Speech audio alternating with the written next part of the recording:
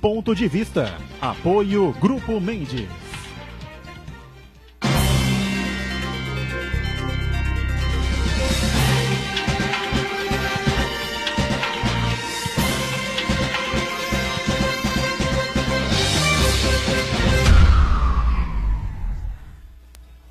Olá, estamos abrindo aqui mais um Ponto de Vista, você sempre com a gente neste horário da 1h30 da tarde, horário do almoço e o horário também habitual, né, tradicional da discussão política, da economia, da saúde, da educação, do meio ambiente, do transporte, da segurança pública, dos temas importantes que formam aqui a pauta do dia a dia da cidade, da região metropolitana e sempre a discussão aprofundada dos temas de interesse nacional também, que vão se multiplicando, lamentavelmente, para o lado negativo, né? Agora sofre Minas Gerais, lá com a bandidagem na rua, queimando os ônibus, os servidores públicos, PMs, policiais, enfim, greve, invadindo o palácio, enfim, olha, a situação é extremamente grave. Mais um assassinato de um PM no Rio de Janeiro, a mãe vai reconhecer o corpo, morre, né?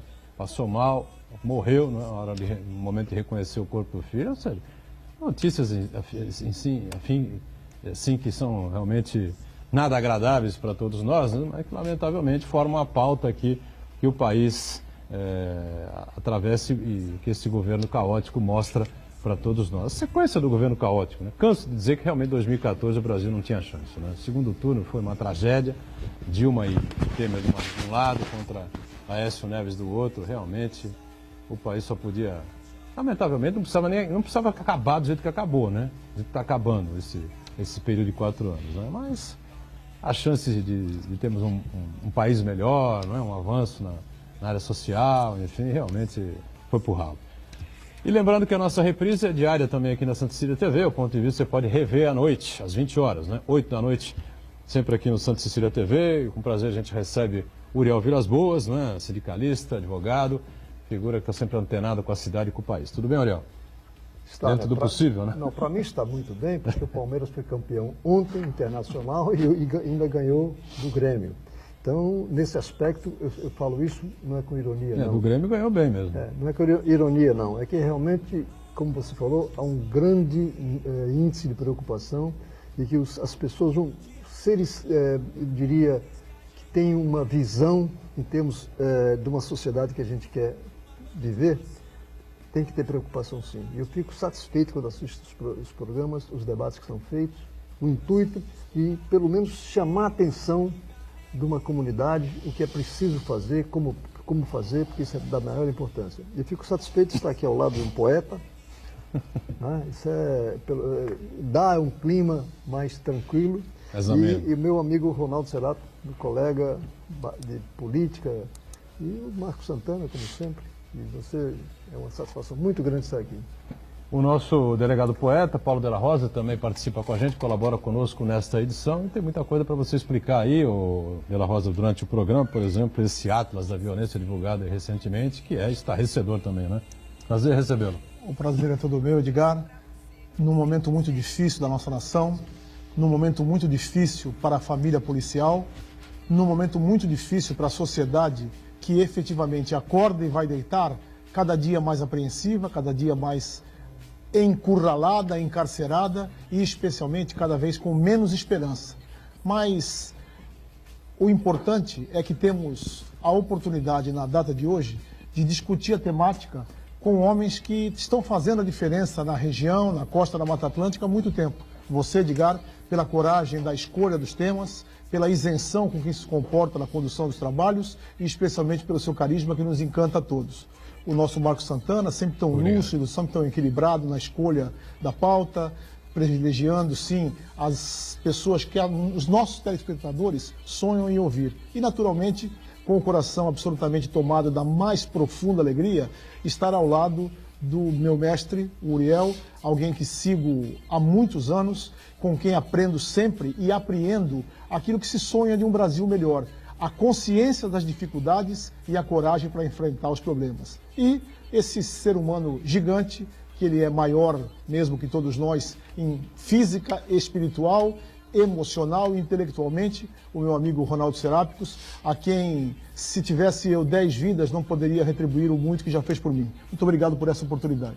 Obrigado, Paulo Della Rosa, por estar conosco, e o Ronaldo Serapis está aqui mais uma vez, também colaborando conosco para discutir temas importantes ligados a esses assuntos todos, esses temas todos que a gente coloca aqui, que não são lá dos mais agradáveis, mas a gente vai destrinchar aí com muita calma. Tudo bem, né, Ronaldo? Apesar dos pesares, vamos caminhando. Com saúde, estamos aqui, né? Estamos aqui novamente. É sempre bom estar no opinião, do meu ponto de vista, principalmente com amigos da velha guarda, como o Paulo Della Rosa, que eu não consigo nem retribuir as gentilezas que o Della Rosa faz ao vivo aqui pra gente, mas é um grande prazer estar de volta com esses amigos da velha guarda, o Paulo Della Rosa, o Uriel Vilas Boas, que me mostrou os primeiros caminhos do sindicalismo, quando eu ainda era estudante universitário, comecei a ter contato com essa realidade do nosso país.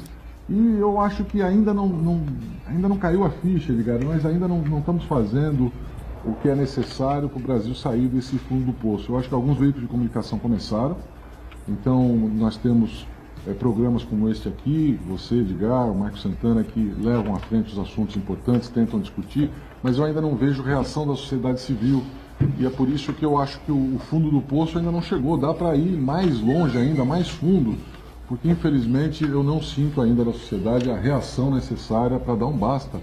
Se pelo menos na violência, pelo menos na corrupção, pelo menos nesses itens mais urgentes e significativos, eu ainda não vi a população se revoltar como deveria para começar um novo Brasil.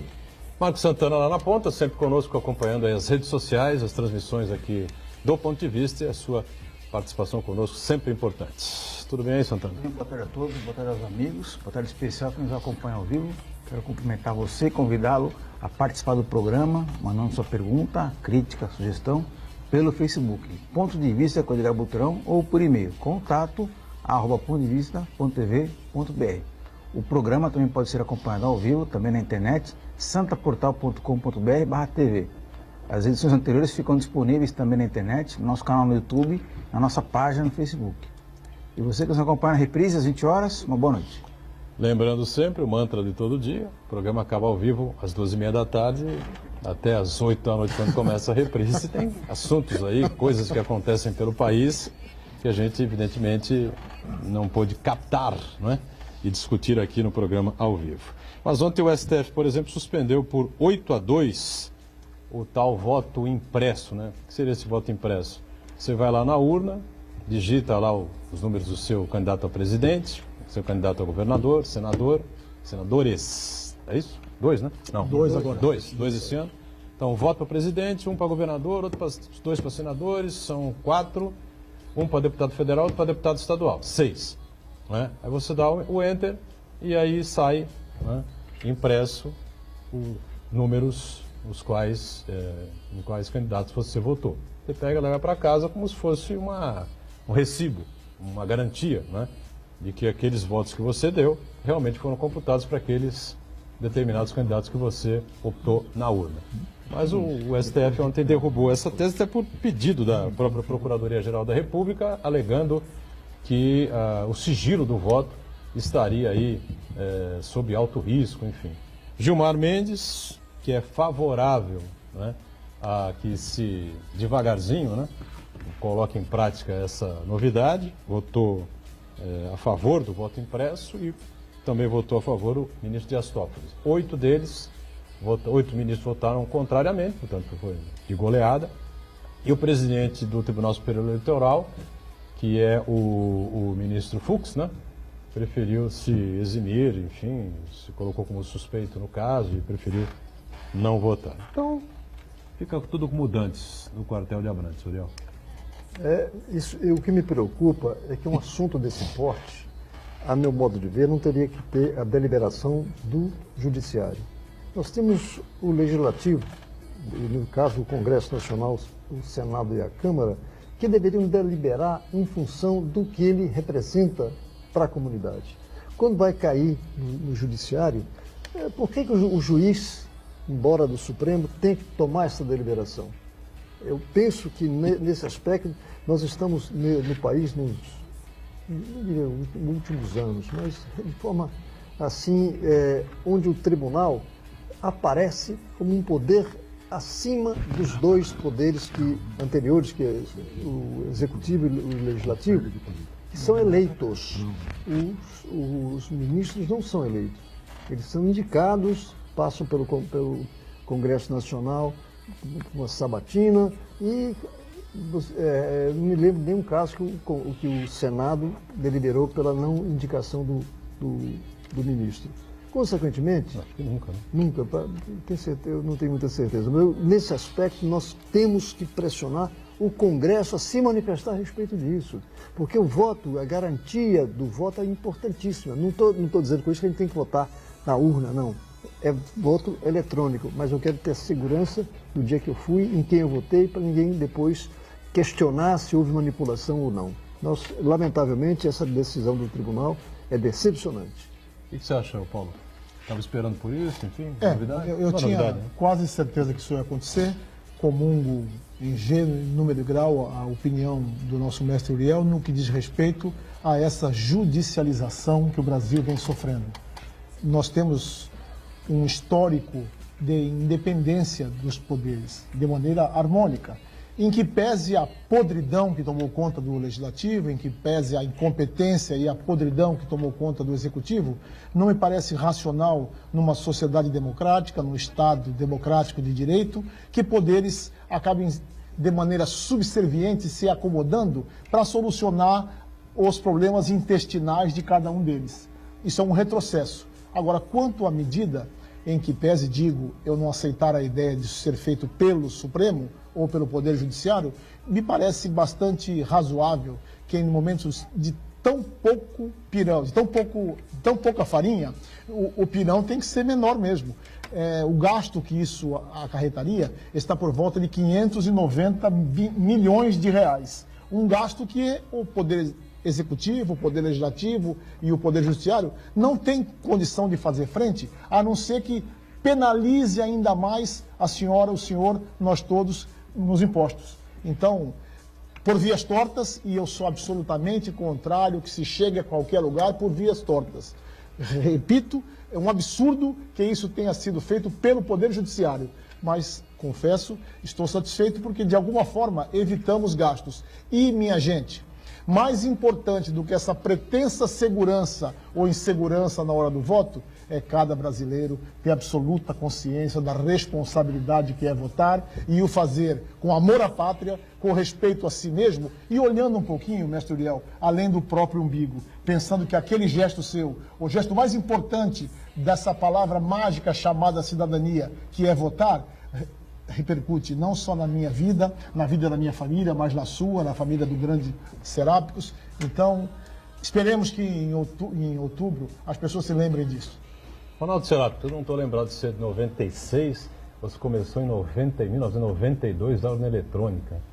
Acho que em 92, algumas cidades tiveram, não tiveram? Agora você me pegou. Quem foi o 96 primeiro? acho que foi o Brasil inteiro já com urnas eletrônicas. De caráter definitivo. 92 eu acho que foram alguns testes, algumas urnas.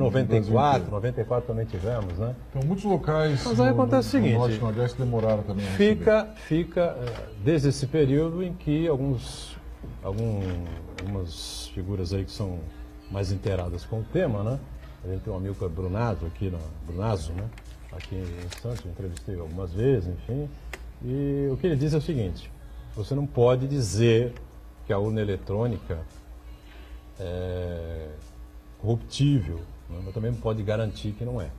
Então tem ali uma interrogação. Sim, E vamos nisso, né? Então, primeiro, eu quero concordar com o Uriel, no sentido de que esse é um assunto para legislativo e não para o judiciário. O problema é que no Brasil as leis são muito ruins e aí o judiciário acaba criando a sua versão da lei, né? Toda hora o Supremo decide coisas diferentes. Agora, há pouco tempo, ainda em discussão, se a prisão em segunda instância deve ser feita, se não deve ser feita, está na Constituição, não está na Constituição, está escrito, mas não está bem escrito. Quer dizer, a lei é ruim, a nossa Constituição é ruim, e por isso o Supremo é que faz as leis do Brasil, em última análise, né? Os tribunais em geral e, quando se trata de Constituição, o Supremo que faz leis. Isso é muito ruim para o Brasil. Nós precisamos melhorar as nossas leis. E por que esse assunto da urna teria que ser tratado por lei, não essa discussão técnica? Porque tem que haver um debate que já está claro isso, está provado, que o sistema não é infalível. Os outros sistemas são infalíveis? O papel é infalível? Também não é. Eu cansei de ver eleições, participei, inclusive. Os mapas. Os mapas. Tinha fraude em eleição quando era tudo por escrito, Paulo. Tudo no papelzinho X. Nós chegamos a ver um cara lá uma vez, que chegou, deram ordem de prisão para ele, voz de prisão, ele botava um X no dedo. E toda vez que ele pegava uma cédula em branco, ele tentava votar em alguém. Com a tinta molhada no dedo, ele tentava votar no vereador dele lá. Então, são umas coisas terríveis que infelizmente existem e você tem que procurar cercar das maiores garantias possíveis. Os principais especialistas do Brasil levantam dúvidas sobre a impossibilidade de fraude na urna eletrônica. Tem outros que dizem o seguinte, que nós tínhamos que ter um sistema paralelo, que você recebesse o seu voto impresso para conferir, depositasse numa urna paralela, que seria lacrada e só seria aberta no caso da necessidade de recontagem de votos, que é praticamente impossível na urna eletrônica. A urna eletrônica dá o resultado e depois você não reconta mais. Você sabe quantos votaram, quem colocou lá e tal. Mas a tecnologia vem evoluindo muito rapidamente. Pode ser que daqui a alguns anos, poucos anos, essa discussão seja inócua. Pode ser que com biometria, que já está começando a ser instalada, com leitura de retina, impressão digital, daqui a pouco você vai votar, vai ter arquivado lá o seu voto pro resto da vida. Se precisar, você vai abrir para ver.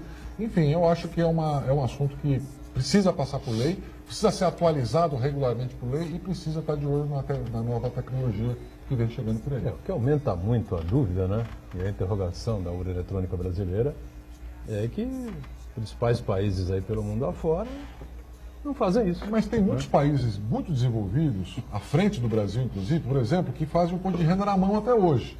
E é inegável que o nosso sistema de declaração de imposto de renda é um dos melhores do mundo. Então, às vezes, a gente também tem essa síndrome de cachorro vira-lata, né? Não tem nos outros países, nós não podemos ter. O Brasil tem alguns momentos de excelência, de lucidez, né? Nós fazemos aí jatos particulares para a Embraer, que são tantos os melhores do mundo.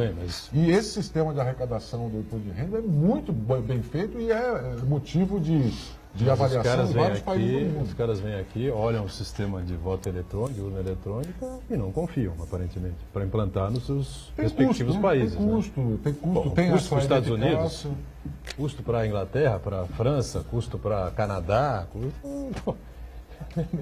Alemanha, custo para a Alemanha. É político, é técnico, não é entendeu? só Eu acho que aí realmente é uma dúvida com relação ao funcionamento correto. Não quando você tem assim resultados óbvios, né? O cara está com 60% de distância, essa coisa aí disparada na frente e tal, né? A fraude é em eleições próximas, né? A eleição Dilma e Aécio, por exemplo, é uma que tem toda a cara de que podia ter dado qualquer coisa. Quem controla a urna controlava o presidente da República. Isso é grave. A gente tem que discutir. Por isso que tem que ir para o legislativo, para as casas de formação de leis, onde você faz audiência pública, chama técnico, discute com a sociedade, e não vai para um gabinete e decide lá. Como poderiam ter decidido, que o Della Rosa lembrou bem, poderiam ter decidido em gastar mais R$1 bilhão para colocar esse voto impresso, que não é certeza absoluta também que seja infalível. Então... mas de qualquer maneira eu queria fazer uma observação, é que nós, quando falamos em eleição, pensamos no voto como caracterização da sociedade. E nós, lamentavelmente, a gente acompanha essa situação de notar que há grupos que fazem um trabalho de tal maneira, criou-se aí no Congresso a turma da bala, a turma da Bíblia, a turma do boi. Quer dizer, o que está nos faltando efetivamente, eu uso uma palavra que na minha opinião, definiria participação. Participação. Isso significa, se eu votar e o meu candidato for eleito, eu quero saber o que ele está fazendo. E nós não fazemos isso. Então, um plebiscito nacional. Você confia na urna eletrônica? Você quer que a urna eletrônica seja mantida? E aí vem o resultado. Vamos fazer uma campanha de 30, 40 dias. Seria eletrônico ou seria com voto impresso? Boa pergunta. Uma excelente pergunta. Agora fica essa dúvida aí, né? Acho que teria, como você vai discutir a implantação, teria que ser no voto manual, né? A urna eletrônica teria que ficar de lado. Eu acho que uma simples pesquisa de opinião pública resolvia. Eu já digo com preocupação, muita gente vai ser levada a votar em branco, nulo ou se abster. Lamentavelmente, caracterizando desprezo pelo político, quando em verdade ele tinha que ter pretensão da política, não do político, da política, lamentavelmente. Diga, Santana. Edgar Boturão, só um pequeno reparo. Você falou que nessa proposta de urna eletrônica, o voto impresso, o cidadão leva o voto para casa. Não. Senão isso aí configuraria o tal do voto de cabresto, né? A pessoa Pra receber a segunda vende o parte. voto e vai lá pro recibo, né? Isso aí oficializaria a compra e venda de votos, né? Na verdade, esse sistema, ele prevê que o cidadão vote, apareça na tela, aí ele confirma, aí quando ele confirma, aparece a impressão, e aí ele, sem ter contato com o papel, ele verifica se realmente é aquela votação, aí ele dá um segundo ok. E aí o voto impresso cai numa urna que fica lacrada. Em nenhum momento o eleitor Por que a teria Procuradora-Geral da República, É. então, veio com esse pedido de suspensão? Porque isso poderia gerar, ou poderia derrubar como é que eu vou dizer, a segurança do Boa sigilo pergunta. do voto. né? Boa Sigilo do pergunta, mas acho que é ao contrário, né? Acho que é mais uma ferramenta de você aferição. De você, Pela atuação de da você Raquel Dodge até hoje, né, não há o que suspeitar. Eu não conheço a fundo qual que é o argumento dela, mas o caráter dela. Esse mas sistema realmente aí, esse sistema aí de voto impresso com conferência, sem o eleitor ter o contato físico, né, com o voto em papel, ele é um instrumento a mais de segurança, Parece. né? Mas havia uma proposta inicial, Marcos, de realmente a pessoa pegar o Pegar voto, e depositar na conferir e urna, depositar né? numa urna Mas, tradicional. E essa foi substituída. Pode ser que a procuradora tenha se referido talvez outra contestação que se faça com relação ao custo. 57 milhões para fazer esse teste em apenas 5% dos votos dessa eleição. Realmente é muito caro, né? Mas aí, se você comparar com o que está sendo liberado, que vai ser liberado para o fundo partidário, são quase 2 bilhões de reais, 1 bilhão e 800 milhões de reais para os candidatos fazerem campanha. Então, quer dizer, não é um valor tão alto assim, né? É caro, eu acho que seria interessante procurar fazer esse voto impresso em todo o país, um custo menor, que a partir do momento que você faz isso em escala, né, para mais de 100 milhões de eleitores, isso, a tendência é o valor reduzir um pouco. Eu né? sempre me recordo, né, quando a gente discute esses temas, de uma frase do doutor Alexandre Chamas. Né? O Chamas é um dos grandes advogados na área eleitoral que você tem em Santos, no estado de São Paulo, né, indiscutivelmente. E o Chamas, num programa chamado Ponto de Vista, que era numa outra emissora, comigo também, o Chamas, numa discussão desse tipo, ele disse claro o seguinte: olha, qualquer sistema do mundo eleitoral é bom ou ruim, né? Depende do povo. Essa é a discussão Vamos principal. para o intervalo, já a gente volta aqui no Ponto de Vista, em instantes. Tem povo corrupto.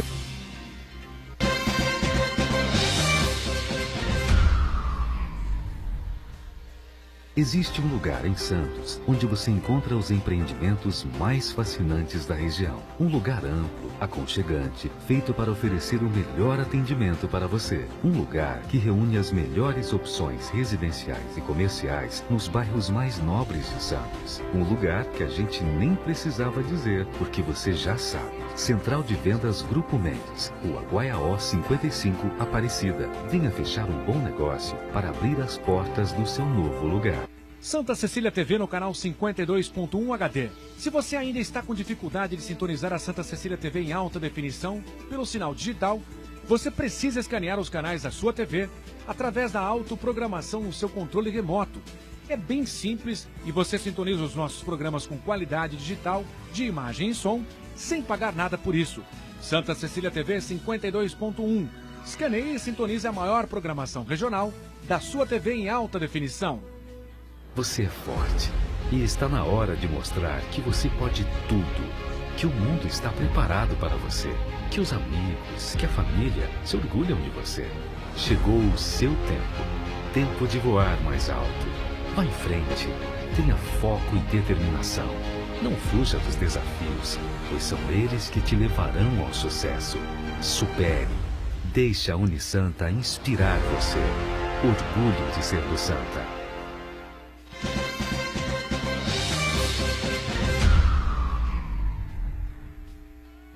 Muito bom, na volta aqui do Ponto de Vista, né, com o Paulo de la Rosa lá na ponta, o Uriel aqui com a gente, o Ronaldo Serapos e o Santana aí acompanhando as informações nas redes sociais. A gente teve aí mais um Atlas da Violência, os números até 2016, né? Se eu estiver enganado, vocês podem me corrigir, especialmente Paulo de la Rosa, que está muito atento sempre a esses números, a esses dados aí, né? E o resultado é absolutamente impressionante, né? O número de assassinatos que a gente tem teve no Brasil em 2016, é algo chocante, e especialmente determinados estados que foge completamente àquilo que, não vou dizer que seja aceitável, né? Internacionalmente, né, o Paulo de la Rosa, mas que está ali dentro dos padrões, né, que a gente acompanha internacionalmente, né. Então, eu queria começar com você esse tipo de avaliação, eu como especialista na área, como profissional ainda da área, né, de segurança pública, e parece que a coisa piora cada vez mais. Foi absolutamente estarrecedor e de tão grave que acabou se perdendo nessa neblina que virou o caos da segurança pública, porque no dia seguinte, o Boturão abre o programa com isso, temos a notícia do 54º policial militar assassinado no Rio de Janeiro, e mal de todos os males, ano, né? Esse ano, e não chegamos nem à metade do ano. O ano passado foram 116, nós já estamos com 54 e não chegamos na metade do ano, muito provavelmente viveremos a torpe realidade de ultrapassar o ano passado. E com esse agravante da senhora mãe dele, que vai ao velório e passa mal e falece em virtude da tristeza imensa de perder um filho. Mas um dia antes, a sociedade brasileira se vê atormentada com essa macabra radiografia. Porque o Atlas da Violência é uma fotografia que se faz da realidade de maneira cristalina. Por quê? Porque há muita falta de informação, Ronaldo Serapis, imprecisão em quase todos os delitos que compõem o Código Penal. Mas se há um que a radiografia, a anamnese, como diria o mestre Uriel, é perfeita, é o crime de homicídio. Porque esse, a polícia, o Estado, tem conhecimento. E o Brasil vive a seguinte... O cadáver ali. O cadáver ali. Há um corpo estendido no chão. Sim. O Brasil se vê estarrecido com essa cifra. 63 mil homicídios em 2016. Numa conta muito rápida, 170 por dia. Nós estamos com índices maiores que qualquer guerra no momento no mundo e muitas guerras da história da humanidade. Essa é a radiografia do Brasil. Com estados que ultrapassam 40 a cada 100 mil habitantes. Ou seja, mais de 50 vezes a média que se espera, mais de 70 vezes a média da Europa e mais de 130 vezes a média da América do Norte. São Paulo está um pouco menor, a média, mas vem crescendo. Lentamente, mas vem crescendo. No Brasil como um todo, 63 mil. O que mais apavora nessa radiografia? A mancha se concentra exatamente no jovem, no negro e na mulher. Estão praticando uma eugenia, um assassinato em massa das nossas jovens negras e mulheres. Com um custo social, Ronaldo, absolutamente inaceitável para um país que precisa de força de trabalho. Nós estamos matando os nossos jovens, numa proporção nunca antes vista nesse país. E faço essa ilação jocosa, porque sim, políticos todos, de qualquer bandeira, de qualquer cor, de qualquer partido, têm responsabilidade. Nós estamos tratando a segurança pública, e especialmente a violência que leva à morte nesse país, como uma estatística distante, como se isso não dissesse respeito à nossa casa, à nossa família, à nossa cidade. O mapa nos mostrou uma profunda, grave doença social, que é o extermínio da nossa juventude. Agora, numa proporção, Boturão, absolutamente inaceitável. Em que circunstâncias essas pessoas, esses jovens, principalmente mulheres, negros, enfim, né, essa faixa de idade aí, foram assassinados? Existe lá o... A pergunta é bastante válida e isso prova mais um pouco a gravidade do caso. No trinômio mais maléfico para uma sociedade. Primeiro, no tráfico de drogas, por conta do tráfico de drogas. Segundo, por atitude das milícias, o serviço paralelo de polícia, dos bandidos que, travestidos de policiais, agem em conluio com as milícias. E o terceiro, infelizmente, por essa característica que parece ter tomado conta do brasileiro, que para mim, com 55 anos de idade, é algo que eu nunca imaginei, o ódio. Estamos matando por qualquer motivo, por acidente de trânsito, por discussões, por questões de futebol, por questões de vizinhança, o som mais alto, o carro na porta do prédio.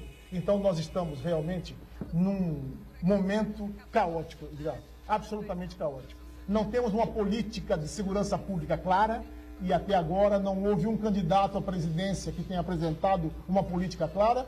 Continuamos deixando os presos amontoados como se não fosse problema nosso, ou seja, não temos uma política de carcerária adequada. Tem um candidato aí que diz que os presos amontoados, o excesso de presos nas cadeias é problema dos presos que cometeram crimes. E eu termino dizendo isso. Essa é a frase desse candidato genial. Os poucos que têm a coragem de falar em público sobre esse assunto apresentam soluções mirabolantes, como jogar granada em comunidades, nas favelas, amontoar preso, cada um andar armado e trocar tiro no meio da rua. Nós precisamos de mais equilíbrio, de mais responsabilidade e, finalmente, Ronaldo Serapis, algo que você lida com muito cuidado, com muito respeito à lei.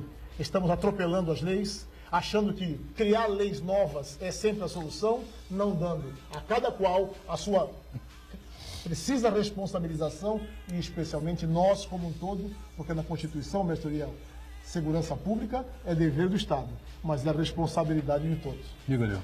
Me chama a atenção algumas questões. Começando pela questão dos presos, das prisões.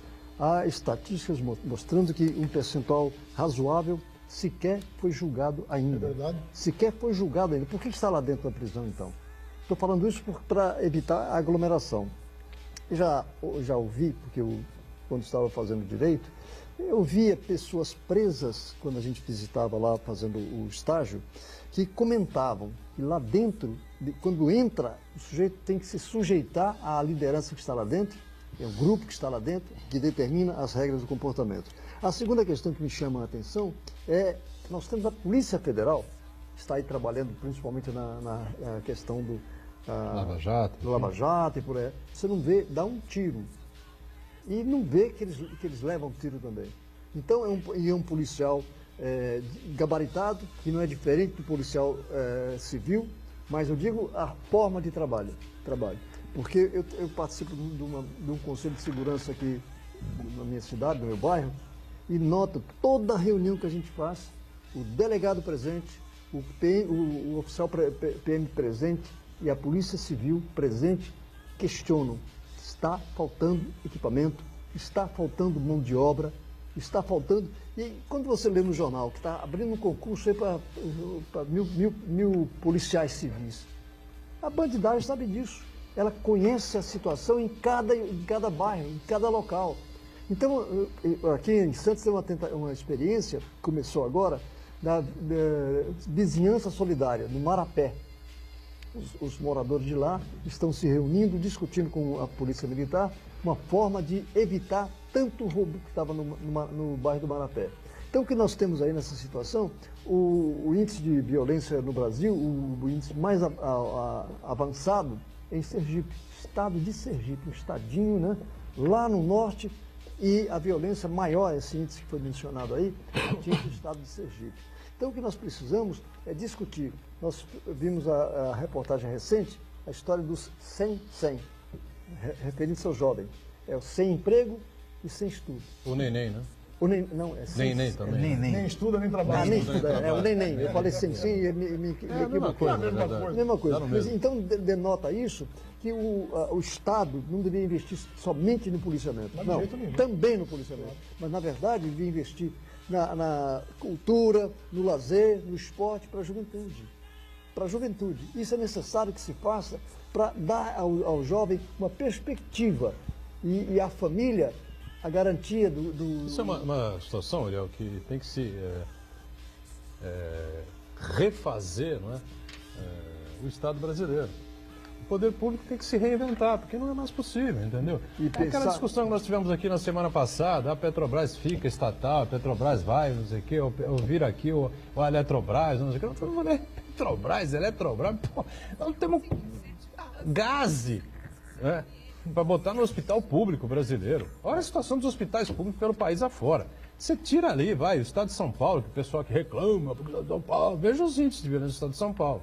Estão lá embaixo com relação aos estados do Norte e do Nordeste. Veja a situação dos hospitais públicos do estado de São Paulo, os pronto-socorros, das escolas, enfim, né? Você tira o estado de São Paulo, nós estamos na África. Vamos citar um exemplo? Pô, Cidade de vamos discutir aí Eletrobras, Petrobras, não sei o quê. Pô, é brincadeira. Veja, Boturão, a cidade de Mongaguá foi descoberto lá num prédio, não me lembro do Equipamento escolar, né? escolares, até fraldas. E aí a gente pergunta, será que a cidade não tem conselhos políticos, conselhos municipais para O prédio foi acompanhar? desativado e não tiraram o material. Pois é, mas aí a gente pergunta, falta dinheiro para a saúde? Falta dinheiro para a educação? Falta. E onde foi gasto esse dinheiro? 5 milhões e 300 que eram na sala do prefeito. Agora, multiplique-se isso aí pelos 5 mil e tantos municípios brasileiros. Né? Faltando... E aí você tem que responsabilizar a comunidade. Seriamente os governantes também. Né? Sim, sem dúvida. A comunidade é que tem que pressionar, Ronaldo. E a comunidade tem que ser responsabilizada também, Edgar. Porque, olha, esse assunto é muito complexo. Sim. Esse assunto é de grande fôlego, é de fundo. A verdade é a seguinte, o que você falou tem tudo a ver. Então, tem que reconstruir o Estado brasileiro. Para reconstruir o Estado brasileiro, você precisa de alguns alicerces. Né? Em primeiro lugar, temos que acabar com a corrupção. Porque, você sabe, durante a Lava Jato, né? enquanto os caras estavam sendo presos, não, zerar você não vai zerar nunca. A mesma coisa a violência, não vai zerar nunca. Mas você tem que chegar num nível razoável.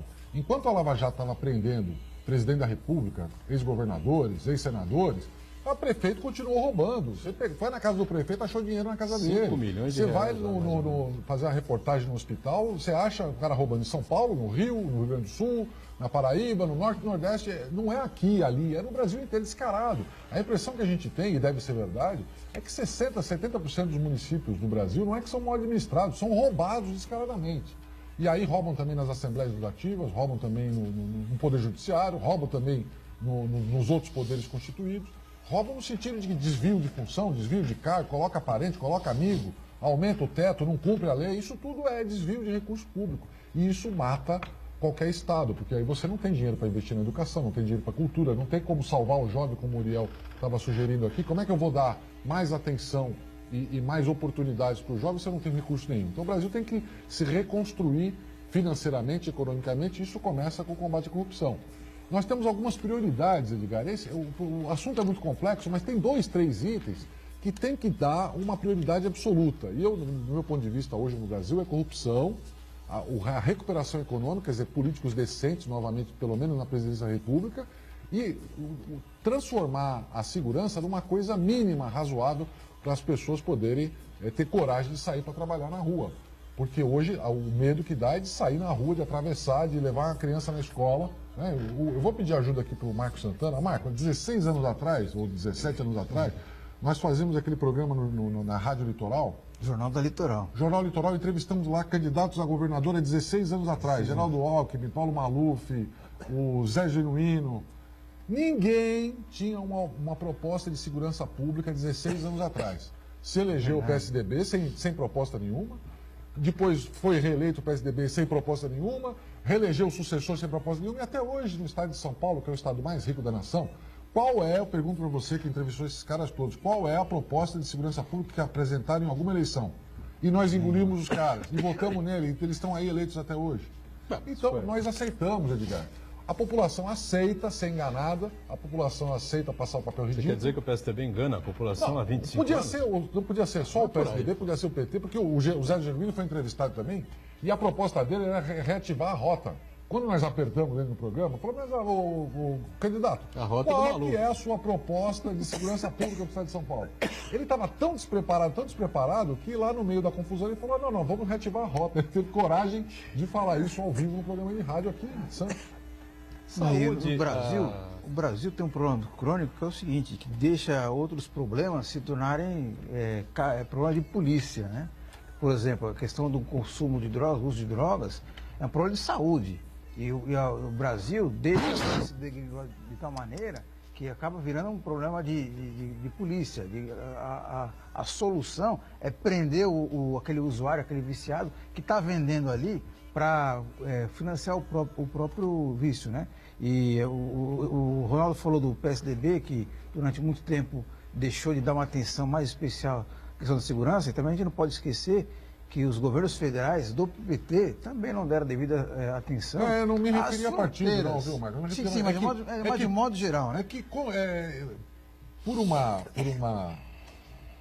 por uma falha do destino, o PSDB se reelegeu esses anos todos. Mas tenho certeza que se fosse PT, PPS, se reelegeu PDS... por competência. Porque os candidatos, nós citamos aqui, o Paulo Maluf não tinha proposta de segurança pública, não tem coronel. Não tinha. O PSDB não tem nenhum coronel, Mário Covas não foi coronel, Serra não foi coronel, Desmontaram a Polícia Geraldo Militar. não foi coronel. Por que desmontaram a Polícia Militar? Pô, os melhores índices estão no estado de São Paulo.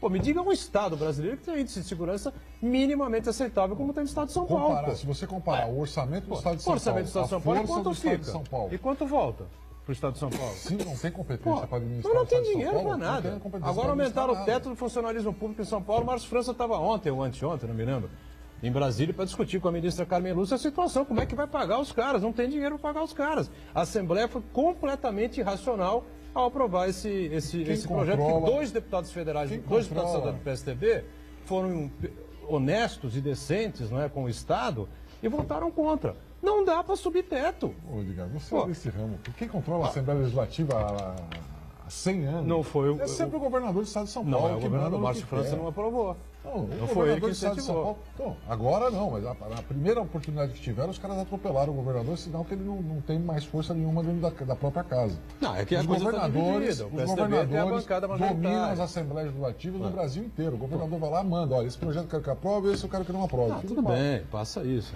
Agora, pô, nós estamos discutindo, eu coloquei ontem aqui, curiosamente, atacam, não é? O governador Geraldo Alckmin, porque a segurança pública, onde é que está e qual é o lugar do Brasil que a segurança pública funciona para o cara dizer que o Estado de São Paulo, governadores do PSDB ou governadores fora, que realmente não tinham relação com a polícia. Covas não gostava da polícia. A última coisa que ele queria ver na frente era um cara fardado. Serra, a mesma coisa. O Geraldo já é diferente e tal, não é bem essa linha, enfim, né? Então está trazendo aí um militar aí para a campanha eleitoral, vai bater de frente com o Bolsonaro, essa coisa do Mário Covas. Jamais admitiria uma coisa dessa. Descia o helicóptero aqui para parar em algum lugar, tirava os milicos da frente. Sai todo mundo aqui, não quero PM aqui, não quero ninguém aqui na minha frente. É um erro que ele cometeu. O Serra era igual, ou é igual, entendeu? Eles tinham um ranço com a polícia, eu não discuto isso, é verdade. Agora, os números estão claros e evidentes, pô. Não há um lugar no Brasil em que a segurança pública funcione, pô. Mas há um detalhe que não pode ser deixado de lado. A Polícia Civil e Militar tem um potencial enorme, trabalha muito e ganha menos do que é necessário. Tanto é que dizem Mas quem ganha bem? Não estou querendo fazer comparações. É uma área que deveria, a Polícia Federal ganha um pouquinho mais. Eu queria que fosse analisado sobre esse prisma. Os políticos ganham muito mais que a polícia. Não, e você vê, o Estado de Sergipe paga polícia. Dos políticos. O governador do Estado de São Paulo ganha R$21 mil bruto. E qual é o policial militar que ganha 21 mil reais? Não ganha. É um salário insuficiente. Chega ao ponto de alguns municípios adotarem uma política de dar uma graninha para ele fazer uma hora extra. Né? Trabalhar quando ele já tem um trabalho desgastante, estressante. Eu não concordo com tudo isso. Só discordo é que se atribuam a desgraça do país ao governo dos tucanos do estado de São Paulo. Isso é irracional, pô. É só a desgraça de São Paulo, não é a desgraça do país. A desgraça de São Paulo, por isso que todo mundo, a desgraça do Brasil, a desgraça do Brasil na segurança pública é uma sucessão de erros, não só do PT, mas do governo PSDB também, que nunca deu atenção devida às fronteiras do Brasil. Tanto é que a tendência é o Brasil o dinheiro não caminhar pode para uma situação que a Colômbia se tornou. Fernando Chagas, que é especialista em finanças públicas, cansa de falar isso. A roubalheira acontece por quê? Porque o dinheiro fica passeando. O dinheiro vai para o Estado, o dinheiro vai para a União, 60%, aí você não sabe onde ele vai parar. Aí o dinheiro que sai do município, os prefeitos vão lá com os filhos na mão para buscar de volta. É um absurdo o que acontece no Brasil. Mas essa questão essa questão das fronteiras é porque nunca foi prioridade para nenhum governo. Por isso que nós estamos enfrentando esse problema agora. Um intervalo, a gente volta já aqui no Ponto de Vista.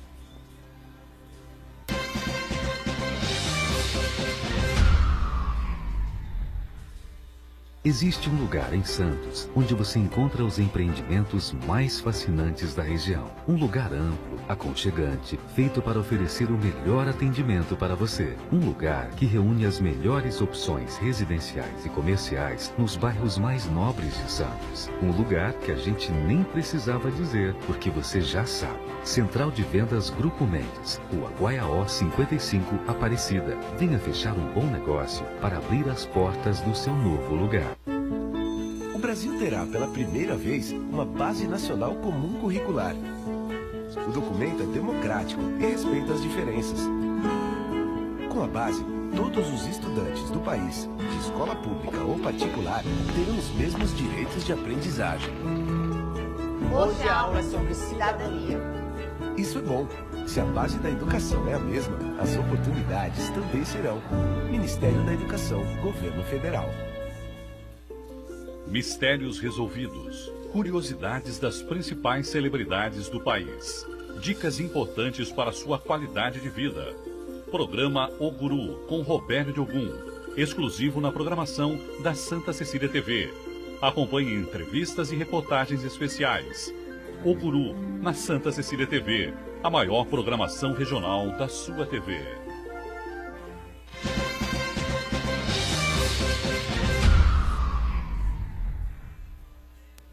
Sequência do ponto de vista, Marcos Santana aí na ponta com algumas participações, algumas colocações. Isso. Primeiro, Paulo Henrique Farias, ele quer saber quais são os órgãos que fazem esse cálculo do mapa da violência.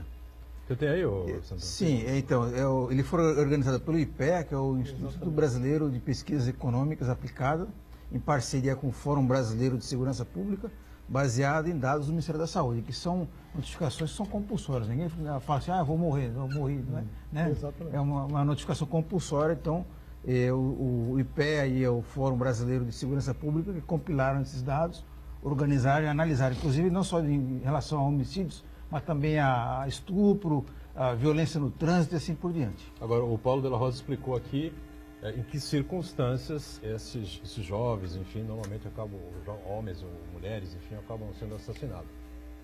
Preferencialmente envolvimentos com tráfico de droga. Agora, Exatamente. a discussão é a seguinte: o que é que essa gente vai fazer para se envolver? Por que é que essa gente vai se envolver com o tráfico de droga? Porque não tem expectativa. Ou estou enganado? Vai trabalhar onde? Né? Não há trabalho, não estuda, como lembrou o Uriel, o nem, não trabalha nem estuda, mas chega um momento que precisa de dinheiro para alguma coisa, enfim, onde é que o cara vai? Eu queria fazer uma observação. Nós estamos fazendo uma discussão aqui de alto nível e eu fico satisfeito de ouvir as palavras, os comentários que estão sendo colocados aqui. Mas eu faria uma pequena observação.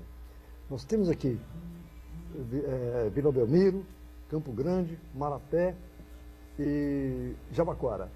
Chama-se Segundo Conseg, Conselho de Segurança. Nós temos aqui Boqueirão, Gonzaga, Pompeia e José Menino.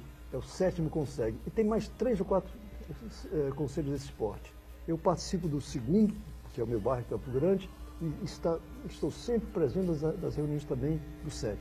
Fico estupefacto de não ver, por exemplo, alguns organismos presentes, entre os quais empresários, os seus representantes em todas as áreas,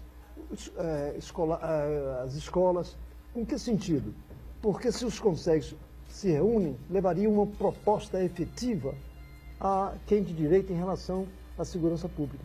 Eu fico abismado de ver, e sai do jornal, que não vai ter mais, como chama essa caravana verão? Não, Operação Verão. Que ela agora vai ser permanente toda vez que tiver os feriados e coisas e tal. Puxa vida, eu falo isso, que o bandido lê jornal também. Então ele fica ouvindo essas notícias todas e sabe onde a polícia está trabalhando com mais efetivos e vai para outro lugar. O Conselho de Segurança tem condição de dar indicativos. Eu estou fazendo esse incentivo. Precisa a comunidade participar naquilo que lhe interessa, é a segurança pública de seu interesse. Diga. E na verdade, com muita propriedade, você diz que a segurança pública ela é a ponta final. Quem diz são vocês sim, um processo profissionais da área. Eu sigo a opinião de vocês. Toda a seara da cidadania, que é educação, que é saúde, que é emprego, mas uma coisa é fato. Está aí a Operação Bandeirante, os mais velhos como nós, quando dos militares, para provar o que eu estou dizendo. Chamaram os empresários para patrocinar a Operação Bandeirante. Porque não existe segurança pública de qualidade sem alto investimento. Fazer segurança pública é caro. Claro. Muito caro, Ronaldo. Se a segurança particular, essa que a gente tem, para o indivíduo, já é cara, faça a senhora e o senhor um cálculo do que é fazer segurança pública para um bairro, para um município, para um estado, para um país. Eu sempre digo que é o PCC do bem. Paciência, ciência e coragem. Mas nunca deixei de dizer que precisa ter grana, alto investimento. E, na realidade, a política de segurança pública, ela é a política da estatística, do momento eleitoral. Está acontecendo isso tudo, vamos consertar, das bravatas. Mas quando chega na hora do investimento, e você me lembra disso, me chamou aqui o privilégio de opinar sobre a intervenção do Rio de Janeiro, e eu disse que era contra, que não funcionaria, porque o dinheiro não viria. Fato é que o dinheiro não veio, e o pouco dinheiro que veio, Uriel, foi retirado do orçamento das fronteiras. Retiraram o dinheiro do Exército das Fronteiras, esse que coíbe a entrada da arma, a entrada da droga, para colocar uma pequena parte aqui, no chão do município, lá no Rio de Janeiro, para combater o traficante milionário, que já faz parte hoje. O tráfico de drogas do Brasil já representa 13%, Ronaldo Serapis, do orçamento da grande empresa chamada Crime Organizado S.A., que domina o mundo, que é de 19 trilhões de dólares. Então a gente está querendo fazer segurança pública, Uriel, com revólver 38 enferrujado, com pistola Embel que não atira, com delegacia fechada, com viatura sem combustível, com condições de trabalho péssimas, com policial mal remunerado. Eu entendo perfeitamente que o momento é difícil para todo mundo. Agora, nós precisamos elencar, e eu adorei a fala do Ronaldo quando ele disse, as prioridades. Segurança pública agora é prioridade. Se nós continuarmos fazendo mais do mesmo, Ronaldo, ou mais do mesmo, que é lei mais duras, estatísticas a toda prova, e ficar um de cá jogando a culpa pro de lá, o de lá jogando a culpa pro de cá, e não tivermos uma revolução na segurança pública, não tem solução. E eu não fujo da proposta. Insisto em dizer aonde vou. Segurança pública há de ser municipalizada. Porque é no município que acontece o crime. Não é a mesma coisa, mestre Uriel, ser policial em Santos e ser policial em São José do Rio Preto. Ser policial em Rosana ou em Diadema. Ser policial na capital ou em Peruíbe. Cada cidade, cada núcleo populacional tem a sua característica criminosa. E precisa, sim, que o policial seja um profundo conhecedor dessa alma daquele local. E termino dizendo, seria até, Ronaldo, na linha do que você disse, eu concordo absolutamente, seria até mais fácil controlar os policiais vagabundos, os policiais ineficazes e os policiais corruptos. Porque a população conheceria, o policial mora naquela casa, vai naquela padaria. Enquanto nós quisermos cada vez mais Polícia Federal, mantermos as polícias estaduais. Eu digo as decisões, as decisões de segurança pública serem tomadas lá em Brasília, quando dizem respeito à Vila Belmiro do Uriel. Alguém em Brasília está preocupado se o segundo distrito está fechado, Uriel? A verdade é essa. Precisamos municipalizar, dar autonomia aos prefeitos, para que tenha, sim, a figura do xerife, ou algo muito parecido com o que funciona nos Estados Unidos, que ele seja eleito, porque se ele for incompetente, se ele for corrupto, rua, e não ficarmos com policiais eternamente indicados por governantes, como acontece no Brasil inteiro, dos comandos da Polícia Militar, da Polícia Civil. Nós não temos nem sequer uma lista décupla para a escolha do delegado-geral. Como se chega a delegado-geral no Estado de São Paulo? Basta ser amigo do governador.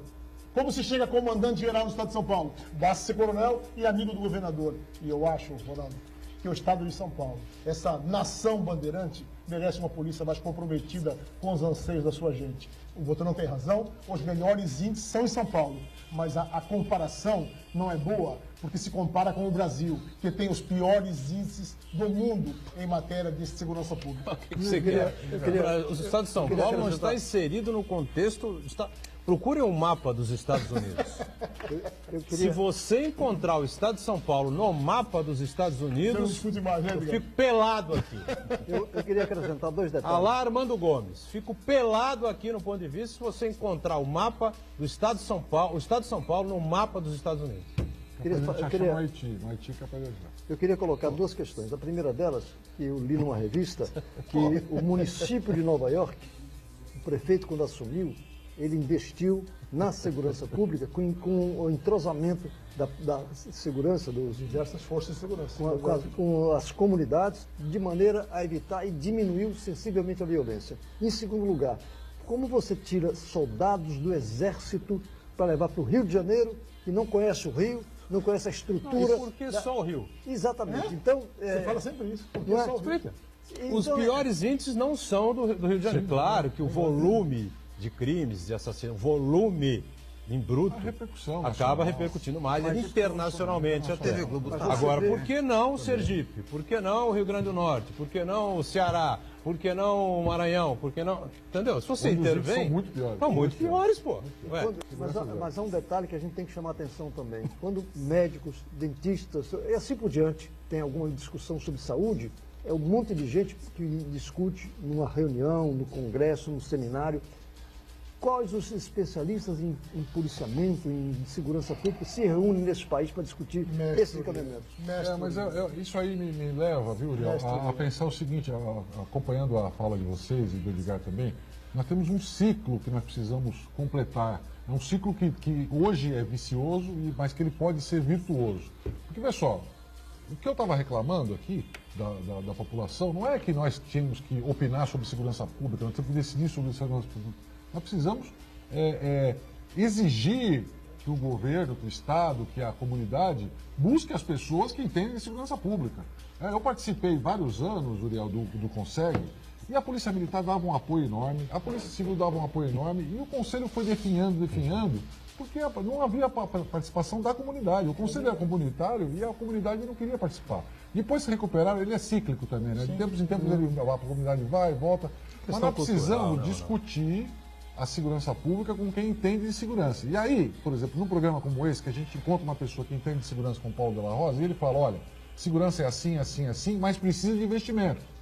E esse investimento não vai chegar nunca por isso, isso, isso.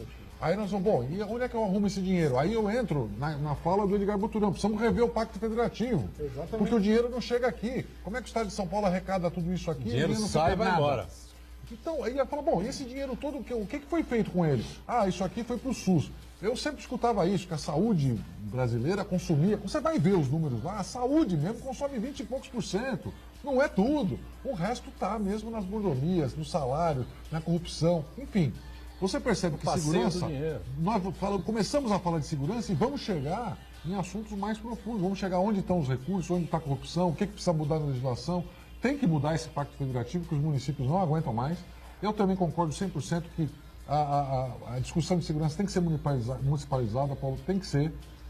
Você tem toda a razão, os problemas são diferentes. E os prefeitos hoje estão todos eles com o chapéu na mão, eles não conseguem fazer nada, não conseguem asfaltar uma rua. Eu não tenho esses números, mas vejo o bruto. O prefeito falou aqui há um mês ou 2 atrás, enfim, ele queria só 10% da parte que a União arrecada de toda a área portuária de Santos para entrar nos cofres municipais ao ano.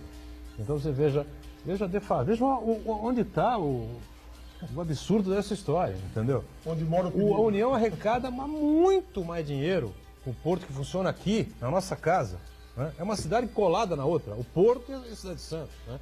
Não tem divisa, não tem nada. Né? E o dinheiro vai e não fica. Uriel, você quer um segundinho para falar? Um segundinho só.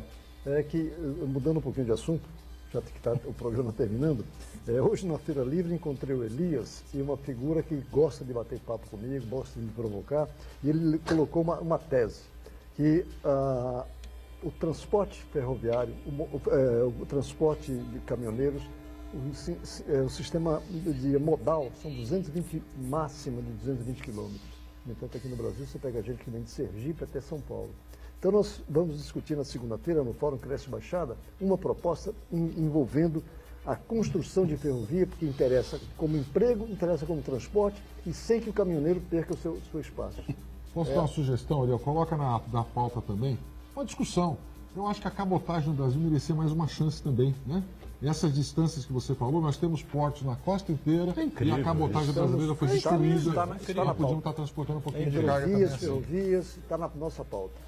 Muito bem, Ariel, obrigado pela presença, como sempre. Paulo de la Rosa, prazer recebê-lo. Ronaldo, sempre bom ter você aqui para a gente discutir bastante, debater os temas. O Marco Santana está diariamente conosco aqui no Ponto de Vista. Só um alerta futebolístico aqui. Eu queria cumprimentar o presidente do Santos. Pô.